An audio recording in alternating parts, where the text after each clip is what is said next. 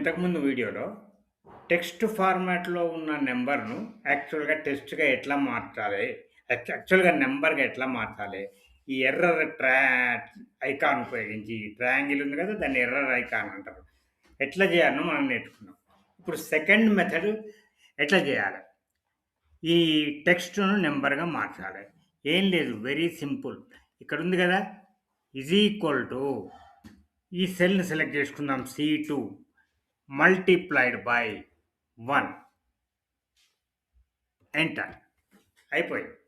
ఇప్పుడు ఈ fill హ్యాండిల్‌ను double click చేస్తే అన్నీ కూడా ఆ కాలమ్‌లో టెక్స్ట్ ఫార్మాట్‌లో ఉన్న నంబర్‌లు యాక్చువల్ నంబర్‌గా మారిపోతాయి. చూసారా? అయిపోయింది. ఇది సెకండ్ మెథడ్. తర్వాత ఈ కాలమ్స్‌ను మనం డిలీట్ చేయొద్దు. చేస్తే అక్కడ వీటి మీద ఆధారపడి అక్కడ మనం చేసినాం కదా! కాబట్టి రెఫరెన్స్ అనే ఎర్రర్ వస్తది. అది చేయకుండా ఏం చేయాలి, దీన్ని కంట్రోల్ ప్లస్ 0 నొక్కితే హైడ్ అయిపోతది. మనకు ఆ కాలమ్స్ అవసరం లేదు అనుకుంటే.